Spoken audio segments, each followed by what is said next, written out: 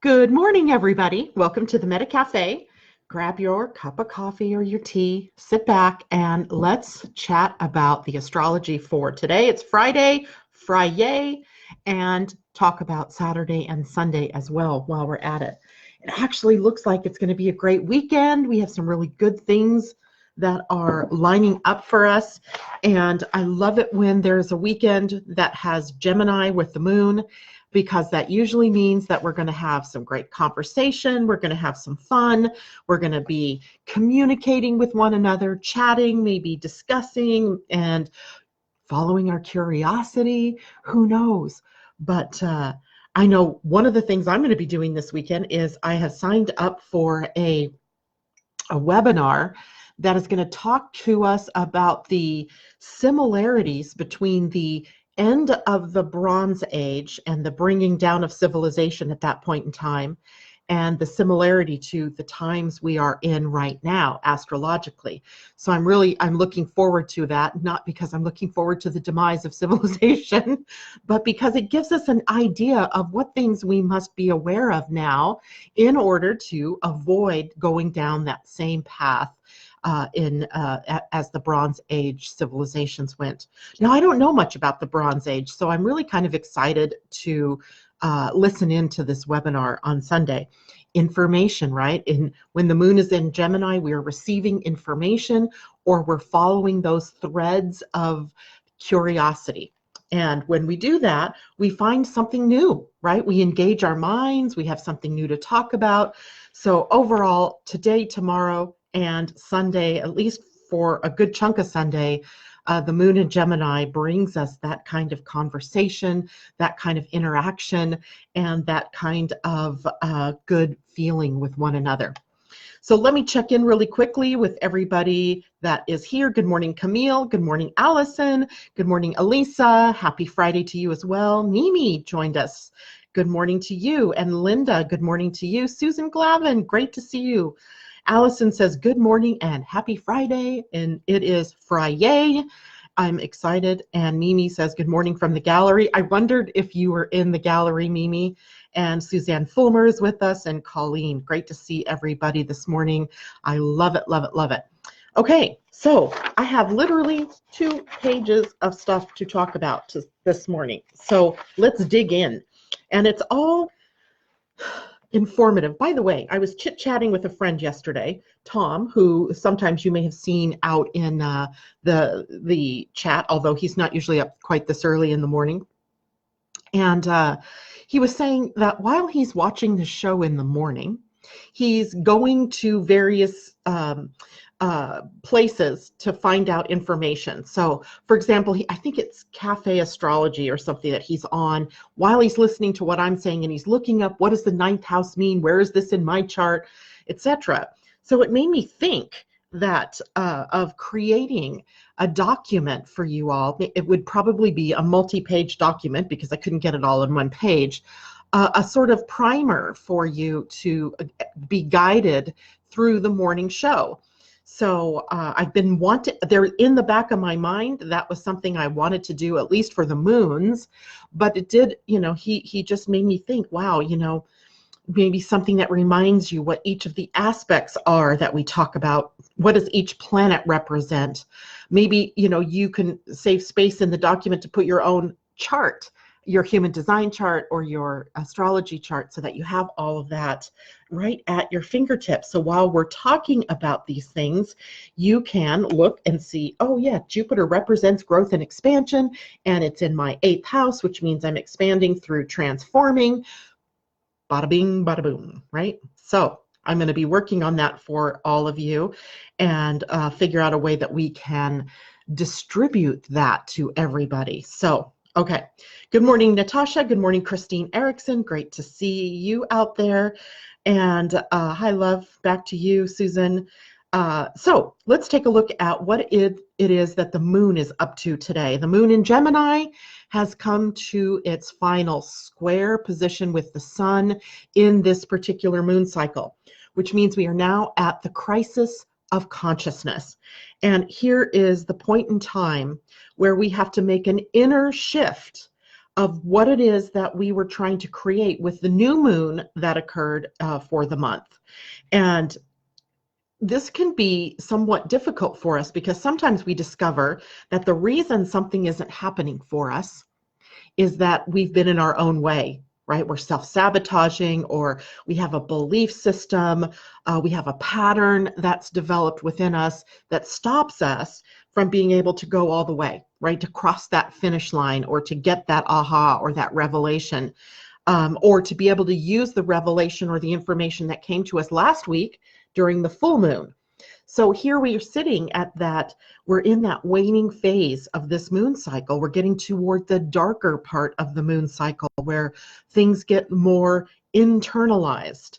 So I don't think of dark as a negative. I think of dark as we're moving inward and we're not able to see outwardly as well. We have to use our inward eyes, right? So looking within to find out where things are happening that are blocking you, or a fear perhaps that has got you stumbling, because we should be able to reach the finish line for anything that it is that we really desire to do. That's where the sun and earth have been this week, right? Teaching us about that. Now, interestingly enough, I told you all yesterday, I've been listening to this audiobook, and audiobooks are a trip, right? Because I'm so used to using my eyes to read that it takes my brain, I think, a little bit longer to hear.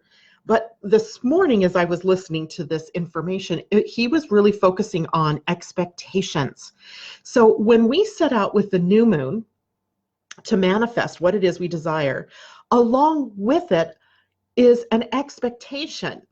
And that expectation is that I'm going to get that, whatever it is, fill in the blank, right? Or I'm going to be able to have that, or I'm going to be able to go there, or I'm going to be able to build that.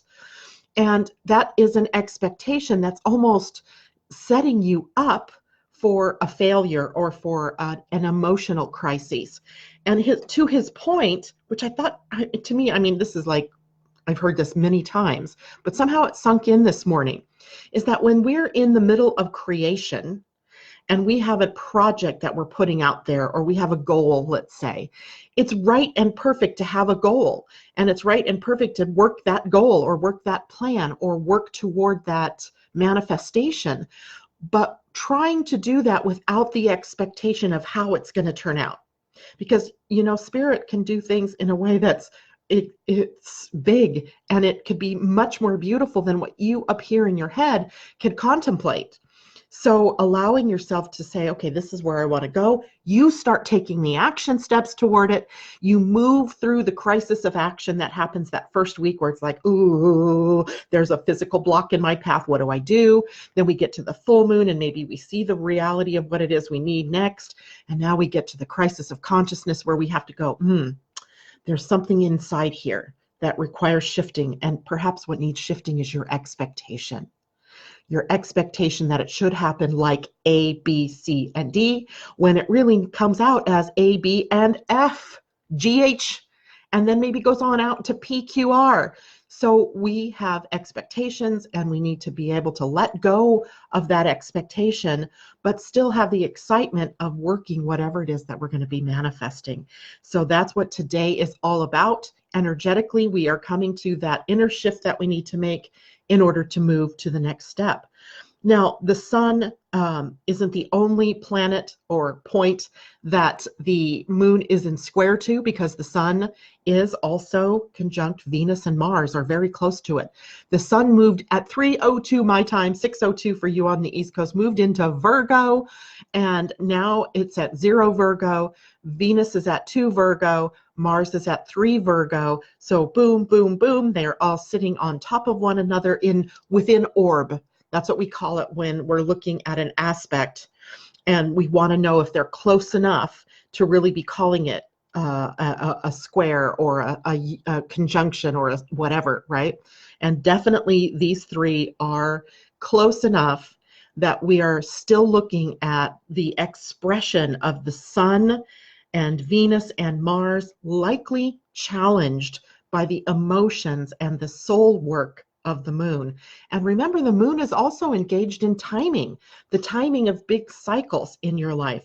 And if you're trying to push something into happening, it may be that it's just about the timing isn't right yet. And you can't force timing. If you push your way into something too soon, then everything doesn't line up. It doesn't work out correctly. So in a way, we're just being asked to hold the space, take the steps that are in front of us, move forward in whatever way is open to us without the expectation of how we think it should happen. That's the Moon, Sun, Venus, Mars energy today. Now let's talk about the Sun moving into Virgo, because it is also conjunct Venus and Mars, like I said, and that, or within orb of each other, right? They're not exact, but they're very close to one another. And we start that Virgo train, right? Well, we started it last week with Mars, and then Venus moved in there yesterday, and today we have the Sun that is now in Virgo for the next 30 days. We are focused on getting organized. We are focused on the details, right? Seeing the small little pieces. Perhaps in your manifesting, you had the big picture, because remember at that point, we were in Leo energy, and Leo sees the bigger picture and is ready to create, but needs maybe the details. And so now we have the opportunity to get to the details by getting organized. And this is also where routines feel good to us, getting into a routine. Here's what I found myself doing yesterday. Sorry, my phone is doing something very bizarre. Turn it around. I found myself yesterday on Amazon buying walking shoes. I'd been wanting a new pair of shoes anyway, because my tennis shoes that I wear now when I walk are killing my feet. And it drives me crazy, because then I come home and I have to, unwind from the walk, and I don't like that.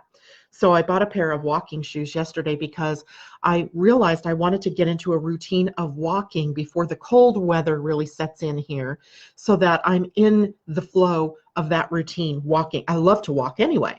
And I just found myself all summer long not really doing it very much. So I'm doing what I need to do what I really love to do, and getting in alignment, making sure I've got the details. The detail that was missing were the shoes I needed to do the walking. Haha. Now, this is also a great time with the Sun to do those chores, those ticky-tacky little things, like Debbie, who's been cleaning out her closet, those drawers that need to be cleaned, cleaning out the refrigerator. I was taking a look the other day at my sink. You guys can kind of see my kitchen over here. And all through the summer, I leave the windows open, and as the neighbor does all of the mowing of the lawns, all the dust and the pollen and all that has been coming in my window. I took a real good look at the shelf, and I went, oh my God, if anybody saw this, they would just die. So I see that I have some details that I have to see to by cleaning off the windowsill and all the dusty ickies that the grass has kind of thrown in that window for me.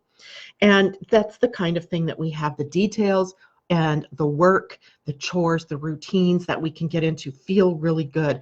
And I think that's why here, at least in the Northern Hemisphere, where school starts in late August or September for the kids, we've all been through that, right? We've all been sort of conditioned to get back into routines as we move into the Virgo time of year.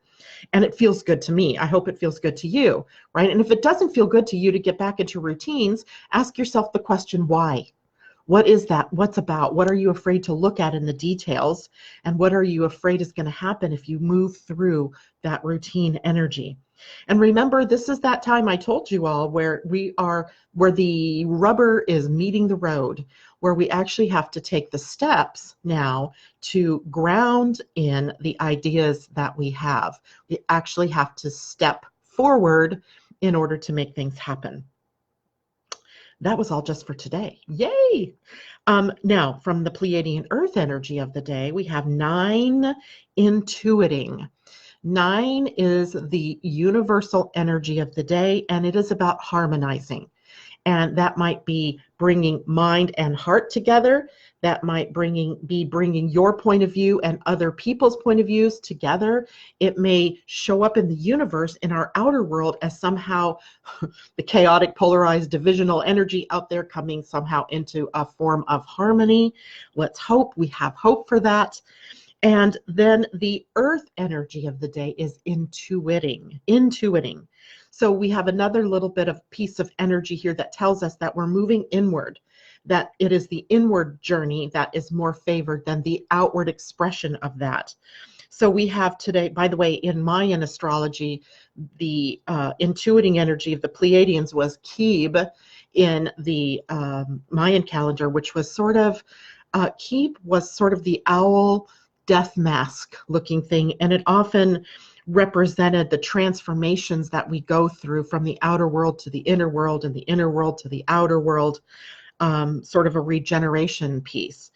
But it is about our ability to distinguish the real from the unreal, right? What is real in this world? What is real? What is unreal?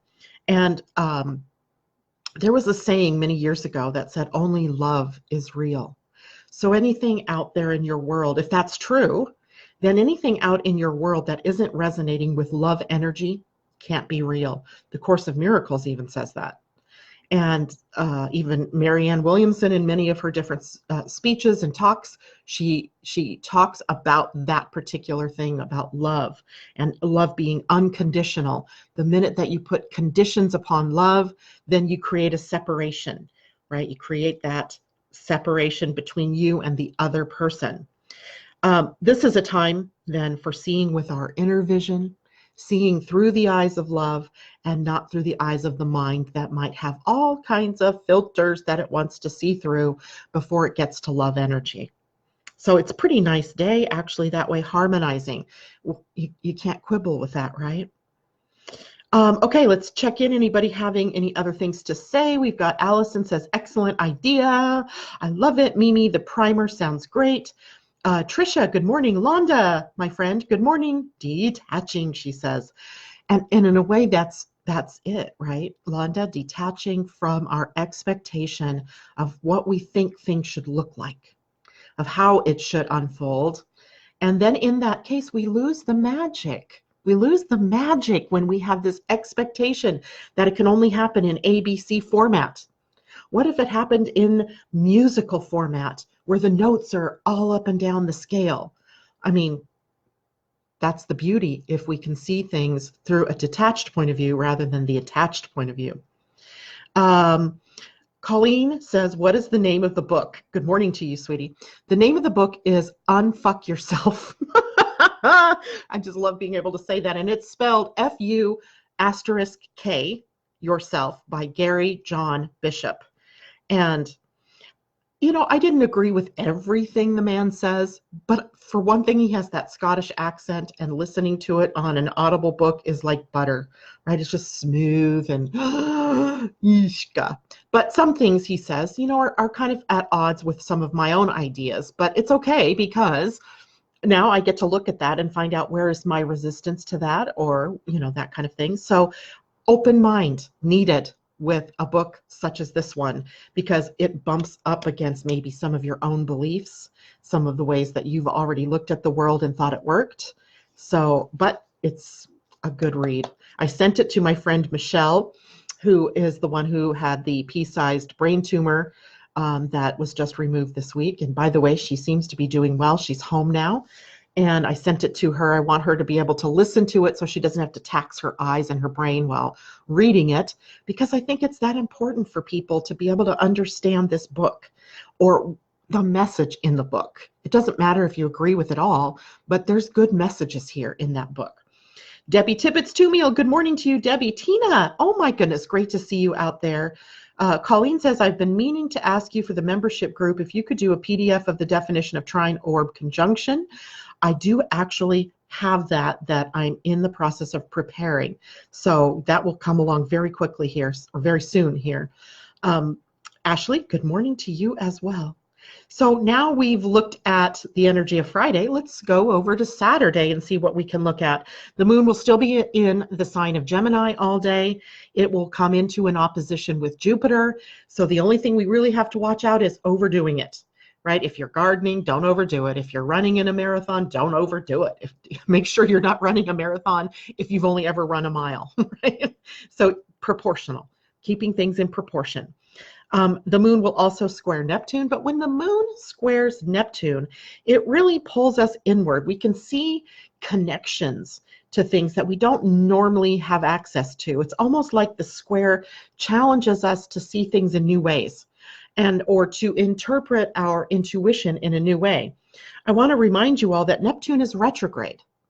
And it turned retrograde in June, and I believe it's retrograde until about the 18th or so of November. And when Neptune is retrograde, our intuition is extremely powerful. Our instincts are extremely powerful. Yet we might find ourselves in resistance to taking action on our intuition because our logical mind undercuts it or overrides it. And that can be something that later in the season here of Neptune retrograde that you find out that you regret, as in, oh, I should have listened when I got that inclination to do this. I should have, listened to my inner voice when it said, don't go there. So make sure you are listening. It doesn't matter in your human design if your authority is not splenic, where the spleen is the area that we think of as intuition. It doesn't really matter because we all have all of the human design, and you have a spleen, not the organ of the spleen, but the spleen energetically that represents your connection to intuition. The difference is if you have an open spleen, it may come and go or show up in different ways. If you have it defined, it's likely showing up all the time in the same way. But listening and being aware and staying open-minded about what's showing up in your world will help you be in the right place at the right time with the right people for the right opportunity, right? That's what we want. Okay, so there's that. Mercury is also to the moon on Saturday, which is smooth flow of the gifts of the moon and the gifts of the mind. So the gifts of the heart or the soul through the emotions through the moon, and the gift of the mind and being able to speak from Mercury. Now, something else extraordinary happening tomorrow. We're also in it today. I already told you about this, right? Venus at 2 degrees, Mars at 3 degrees. So our lovers, Venus and Mars, are joining together tomorrow in a conjunction. Now, they are both joining together in Virgo. So this has that feel of rightness or perfection, and it is warm energy. It feels good. It is warm and expressive energy, let's say, where we want to be able to communicate with each other what our feelings are. And this also is the spurring of our own creative energies and bringing it down, grounding it into reality. Remember, Mars represents the masculine, the principle of action and dynamism, moving forward. Venus represents our love relationships. By the way, Mars also represents sexuality, and Venus can represent the erotic, romantic inclinations that we have. So we have these lovers coming together. If you are in a relationship, it could make for some really cuddly time together. But also because these two, when they come together, they're very fertile energies. It can represent our ability to be creative and kind of build the motivation in for us to take action. And in people who are maybe not attached in a relationship right now, this can be love at first sight energy, right? When these two come together, it is love at first sight. And then you have to deal with whether this was real or unreal. Was this a, what is that called? An infatuation perhaps, or is it real? Venus, in this case, she tempers Mars's aggression. She acts as a softener to Mars in that masculine bravado. But Mars also fires up the romance piece and gives Venus sort of the impulse to get involved. So love at first sight can sometimes lead to a quick sexual relationship, a quick love affair, and then when reality sets in, then things change, right? Mars adds that impulsiveness to our relationships and adds to all of the things that Venus represents, including our money. So that means watch out for impulsive spending, for being too attached to people, having that expectation that your lover or husband or boyfriend, girlfriend should show up in a specific way, because here we get this time to really evaluate our relationships and where we are in those relationships. Now, because Mars is involved, there's also a competitive energy that shows up between male and female now. or masculine and feminine energies. It's friendly competition that can get disruptive though. You know how sometimes, you're playing a game and it all starts out as fun and games, right? Until someone's feelings get hurt because they expected to win and the other one wins instead. And so I'm keeping this in mind tomorrow as I am going to be at two football games tomorrow. So I'm going to be mindful of how Venus and Mars show up together in the teams. Are they going to be struggling against one another, competing with one another for positions, etc., or are they going to be working in tandem with one another as they could, right? That's the high side. Are they working against each other or are they going to work with each other?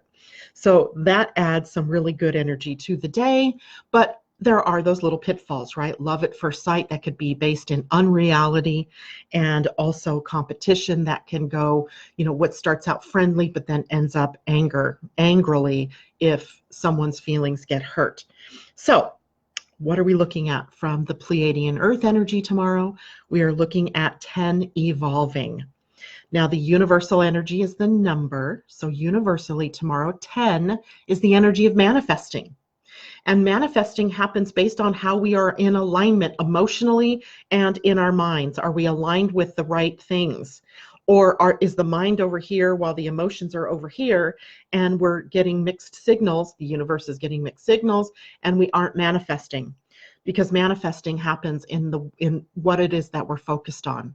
Right? What are you focusing on? What are you attached to? And how is it showing up? That's the energy for tomorrow. The earth energy for tomorrow, evolving, is Kaban in Mayan, which is the earth. Or earthquake was the other thing that sometimes was the word that got translated in Mayan for Kaban. But it does shake the ground a bit. Right? It shakes up our ability to see new possibilities. Like, what can we expand into? What's new? Boundaries can change here, right? Sometimes people are really good at boundaries, but that can become a fence, a wall, and it builds up, that ability, it is the inability to get beyond it. It boxes you in. So tomorrow is a great day to shake up the boundaries.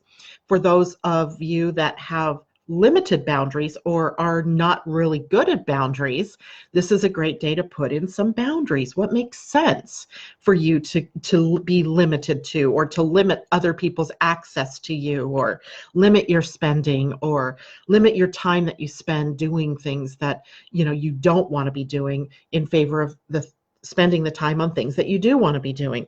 So boundaries become an issue for us tomorrow. Disappointment, if our expectations are not met, right? That's what we talked about in the beginning here today about expectations. And do you have them? We all do. We all have expectations. We just can't help that. That's part of our desire self that we've been talking about this week in the human design aspect, is that we have our expectations are based on what we desire. And then if we get it, great. If we don't get it, then our world explodes or implodes. Or we think, we go into victim thinking, right? We can get caught up in the victim mode. And that becomes really important for Saturday as well, because the Human Design Week shifts tomorrow. So I'm going to spend some time now talking about the Human Design Week, but I'm going to take a quick look through the chat here to see if anybody had any questions about what we've been talking about. Allison says she's happy to hear about Michelle, and Ginger is doing great too, as far as I know. I think it was her husband that texted me and said that she's home and she's healing. And good morning, Kathy. And she's great grandma babysitting today. What fun. Susan Bronlin, good to see you this morning. And she says, I think the precursor was what I felt last night. Interesting.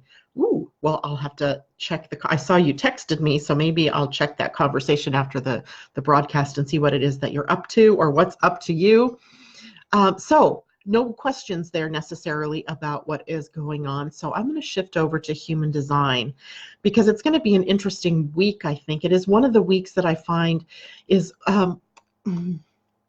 I guess the word I want to use is there's two words that come to mind, and they're both F words: fertility and freedom. Fertility and freedom. Because the the sun will be sitting at the gate 59, which let me pull out. I didn't print the new human design chart for the day because this energy isn't in effect yet, so it wouldn't show up. So I'm just going to show you a human design chart. Better move the coffee before I wear it. So here's the human design chart. Let me highlight this. That might even be better. I'm going to highlight where the gate 59 is, which, by the way, is where Venus is sitting right now. So it's already in effect. There's 59. And the Earth will be sitting at gate 55. So those are energies. One energy, the gate 59, is on the sacral. And the sacral is the energy for work, but it is also the energy for sex and creativity and reproduction and fertility. So we have the gate 59 where the sun is located. And the Earth, starting tomorrow, will be on the emotional center at the gate 55, one of my favorite gates, which is about abundance, abundance in spirit. So we get to have a conversation about abundance and creativity, expressing your creativity. Now, by the way, let me show you this again. This part of the human design chart, and this part here, this is part of the tribal circuit. And I know we haven't really talked too much about the circuitry, but the tribal circuitry is feminine on this side and masculine on this side. So the gate 59 is a masculine energy, and as it reaches over to the gate 6, this completes a channel of intimacy. And over here on the feminine side, this represents the divine feminine, which is the gate or the channel of nurturing and taking care of. And there's some really interesting, things that we could talk about there, but let's go into the gate 59 a little bit and talk about what it means. And the sun at the 59 in the gene keys. So gene keys, remember, looks at this energy as a hologram. And it's in levels. The levels are the shadow expression of the gate or the energy. The next is the gift energy, and then the siddhi, which is the highest expression of that energy. So the high frequency to the low frequency. And we're all expressing somewhere in between. The idea is to keep moving up the frequency so that you spend more time in the gift as opposed to the shadow. And maybe once you're at the gift level, even, being able to reach up to the siddhi and spend some time there experiencing what it would be like to be in absolute bliss or whatever the gate is. And this particular gate's level in the lowest expression is dishonesty. Isn't that interesting? Dishonesty. And the gift is intimacy. And the highest expression is transparency. So we're moving from the path of dishonesty to transparency via intimacy. And remember, there are two ways to express that shadow energy of dishonesty. There is the repressed way, where it's more passive-aggressive, and then there's the more reactive way, where it's more aggressive. And the repressed way of expressing dishonesty is exclusion, excluding people, or holding yourself outside of the group, excluding yourself or excluding others. And the more reactive way of this energy is intrusion, right? Being intrusive, pushing your way into intimacy with people.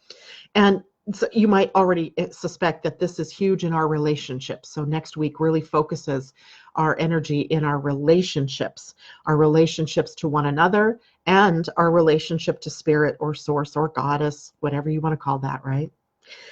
In this particular gate, we're really talking about the intimacy between each other.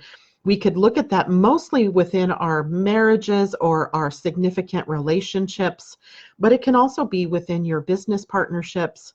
It's,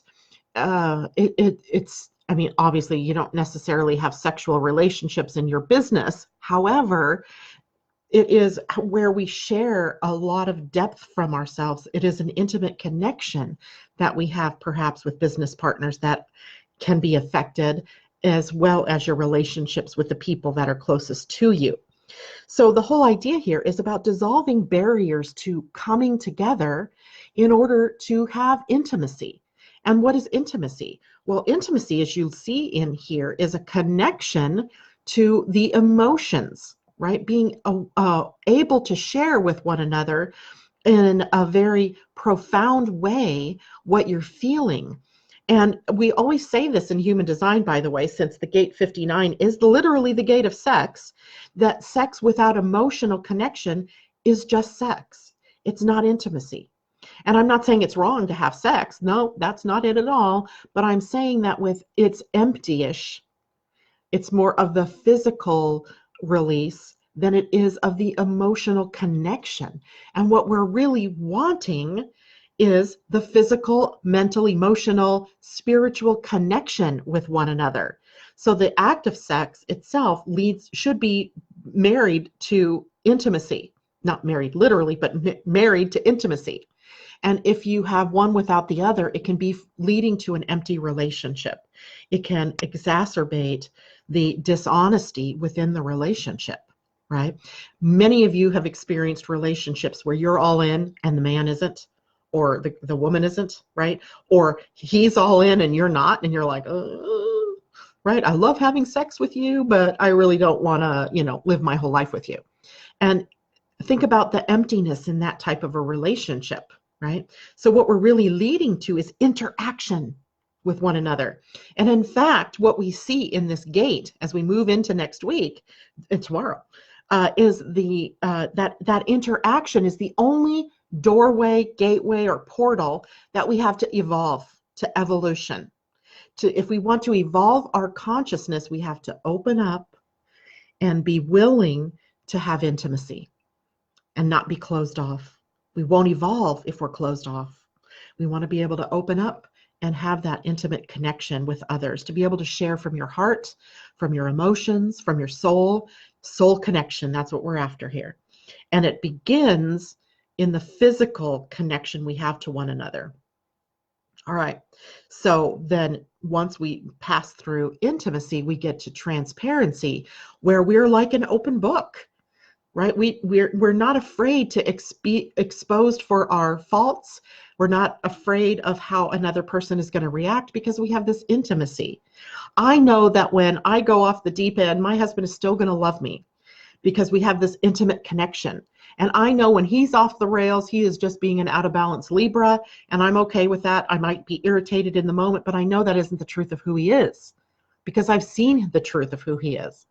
And that's what we want. That's what we crave. And right now our outer world is showing us the exaggerated version of dishonesty because our relationships aren't based on that kind of intimacy. So that's what we're after, and that's what's the high side potential for the coming week. Now, Earth, of course, is where we are grounded. It is where we live, and it is the potential that the sun's focus on intimacy can bring us, and that is the spirit of abundance. I love this gate. This is a gate that proves to us. Can I bring this up? I can bring this up. I think you guys will get this. This is a gate that proves to us that abundance does not come from what we work to do, from the work that we do, or from working in any way, shape, or form. Because the gate of abundance is on the emotional center, the solar plexus. It comes from how we feel. So if we are projecting out feelings of joy and bliss, we are attracting more of that. When we are when we're putting out other energies, that's what we're attracting as well. But abundance isn't just money, right? But we've somehow equated abundance with money, and how we work to get money is not abundance, right? There's sort of, this does not equal. Remember in math class, the does not equal sign, the equal with the line through it. So abundance does not equal how much work you do. It's how you feel.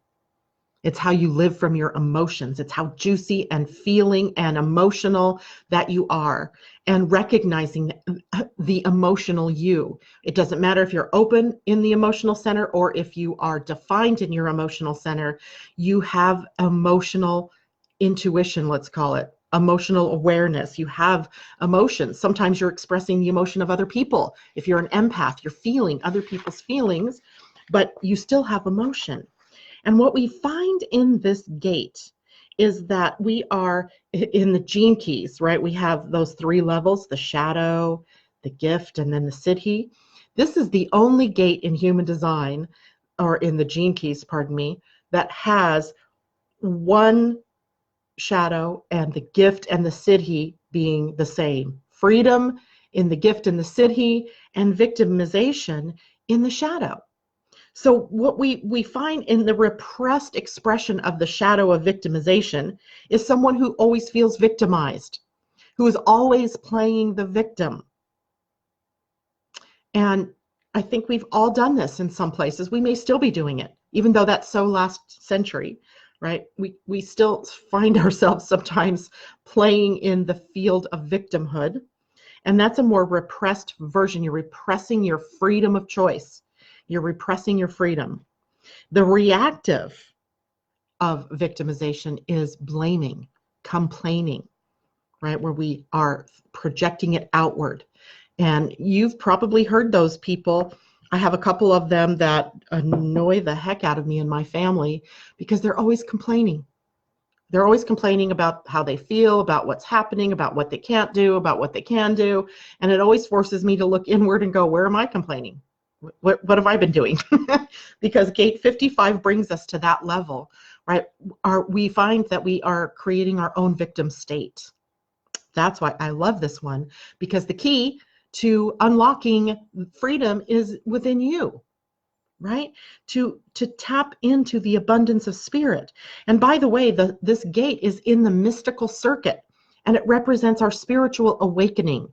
And the more we awaken to the fact that it is the natural way of being is abundance, the more that we find that in our lives. It doesn't mean you don't experience ups and downs or get upset, but it does say that our temperature, our baseline is abundance and not lack, right? So it's really good energy.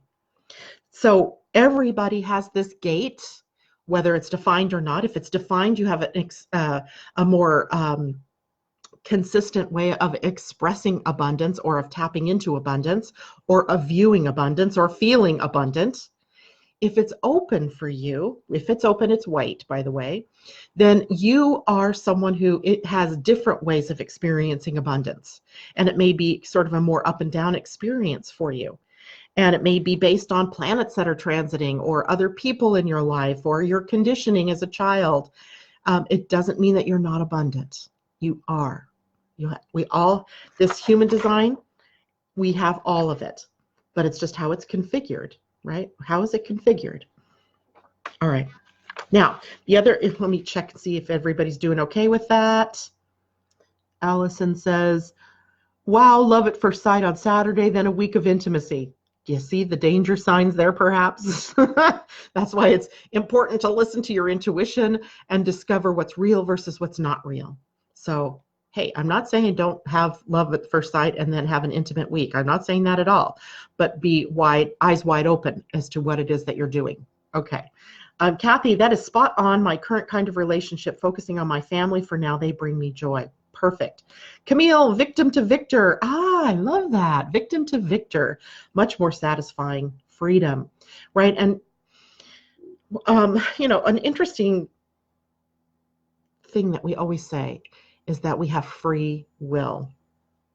And sometimes I feel like when I'm talking about these transits and what's going on at certain gates, or how your human design is configured, or how your astrology chart is put together, I feel like sometimes things are fated in a way, and then that puts me at odds with what is free will.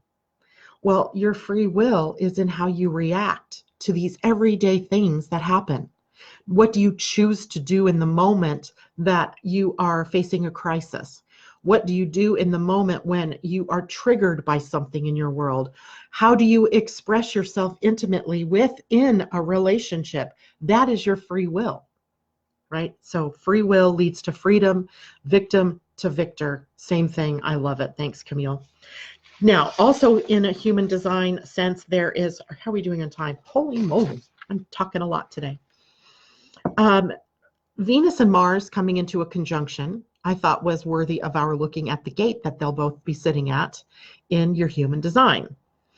And in your human design, they are both sitting at the gate 40. which is another freedom gate. It's called deliverance. So these two have just moved into this gate of deliverance. This is freedom for yourself and from hardship. And I mean, literally, this isn't me making up stuff, right? I looked this up. This is this book I like, The Book of Lines by Ketan Parkin. And if you look inside, it shows you all the gates, and it tells you all the different lines that these gates can be in and what it means specifically when it's like that. And this is all based on the I Ching. And the I Ching is one of the base disciplines that human design is based in. I Ching, astrology, human genome, the chakra system. There's one more I'm missing, the Jewish Kabbalah. So these sacred texts and these sacred ways of divining are all built into human design. And this book is the I Ching. So if we look up the gate 40 in this book, it says deliverance, freedom for yourself and from any hardship. Using your willpower to distinguish the difference between struggle and liberation, you attain what you want. Don't you love that? You have two things sitting there. One that liberates you through Venus to live from your values, to have money, to have the resources that you need to do what you want to do in your world. And then Mars also sitting there, giving you the energy and the pathway to be able to take action on what it is that will bring you deliverance. Gotta love that. And I don't mean deliverance like the song, the movie. This is the positive kind of deliverance. This is about higher will. If we look at the gene keys and how this is arranged in shadow, gift, and siddhi, we have exhaustion in the shadow from doing without really having a plan or just living from the seat of your pants. We have resolve in the gift. Resolve. And that might be considered the correct use of willpower. Resolving to use your will appropriately and not against yourself or against another or constantly. Because for one thing, the will center, let me show you the center that this is on. The will center is also called the heart center. I just circled it in orange there. Or maybe that's pink. It's hard to tell in this light this morning. The will center is a motor.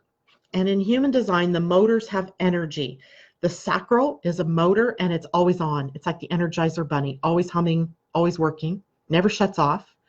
But the will center is not that way. It is a motor, but it pulses. It pulses on and then it pulses off.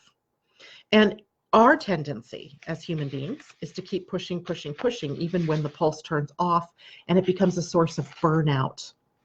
So if you feel like you're burning out or you don't have the energy to meet the day, it's likely because you might have been pushing yourself too much, using willpower incorrectly, because willpower is meant to turn on and be used while you're in the midst of something and then rest.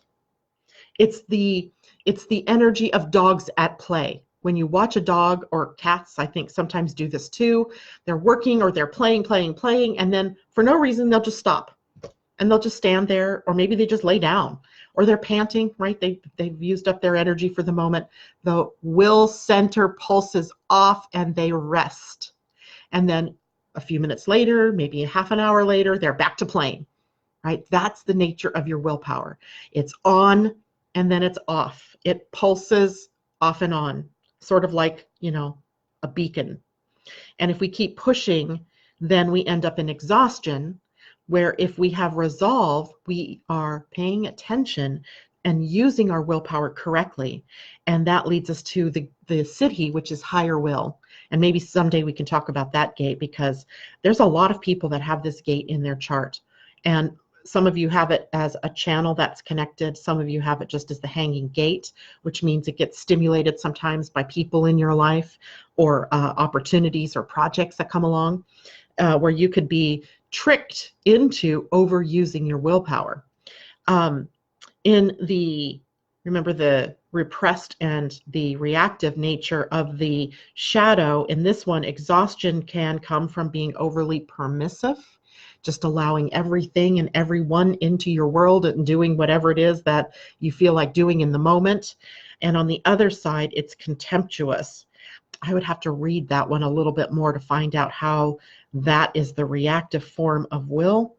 But there it is, right? Contempt. So free yourself from hardship by being in alignment with the energy that's available and understanding that the incorrect use of will is going to lead you to exhaustion, while the correct use of will is going to lead you to being able to get what you want done, get where you want to go. All right. So that's the big news for the week ahead. From a human design standpoint, how's everybody doing out there? Do you have any questions about that? Hi, Lynn, good to see you. Mary Tapping Maskell, nice to see you. Diana Ballgard, we haven't seen you in a while. Lovely to see you. Camille says, awesome, excellent information, manifest your best. Allison, there are various paths to your destiny or fate. Your freedom of choice is the path you take to get there. Exactly. And at any moment, you have the ability to choose again. It is your birthright to choose what you do, how you react, what you focus on. There's your free will. Now let's look quickly at Sunday. Sunday, moon in Gemini, but it is void of course from very early in the morning for you all on the East Coast. So 11 to 12, 1, 2, 2:58 a.m. for you on the East Coast on Sunday morning to 2:05 p.m. or 5:05 p.m. for you all on the East Coast. For us, it begins late in the evening, 11:58 p.m. on the West Coast, and lasts through to 2:05 p.m. on Sunday. So really Sunday is kind of a lazy sort of Sunday morning.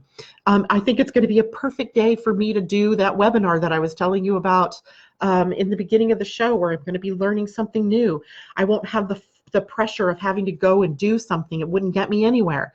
Anyway, so I might as well just listen in to something that is sort of informational, right?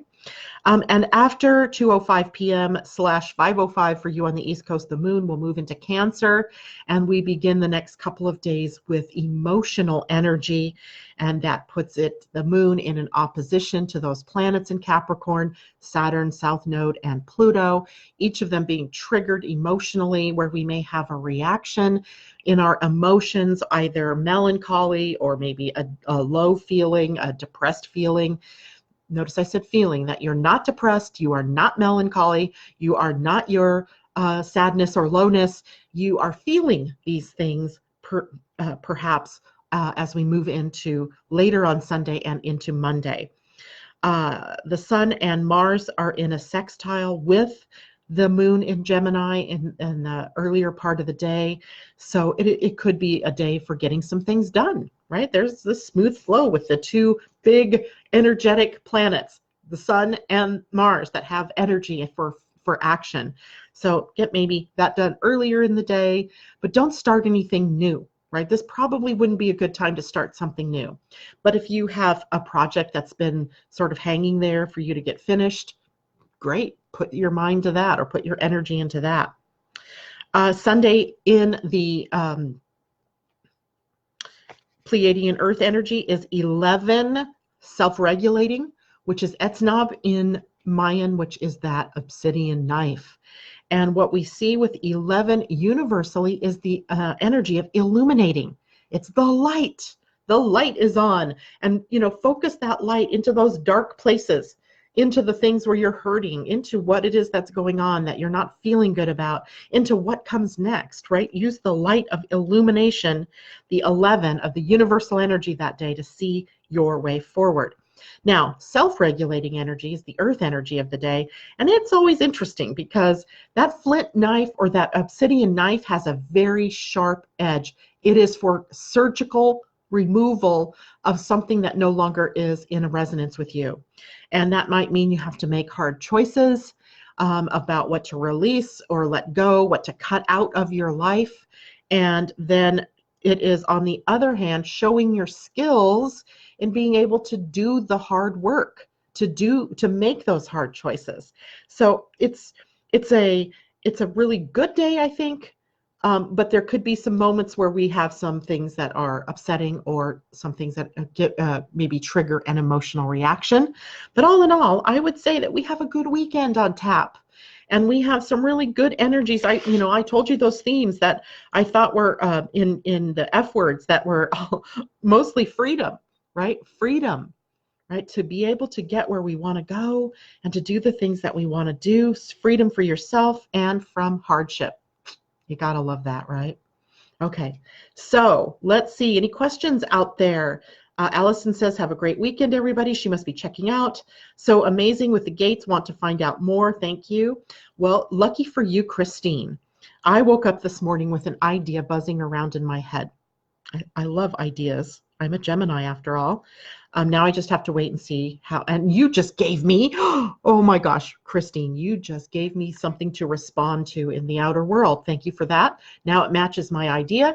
And this is my idea, was to utilize my live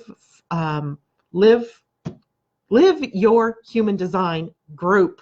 It's a group, not a page.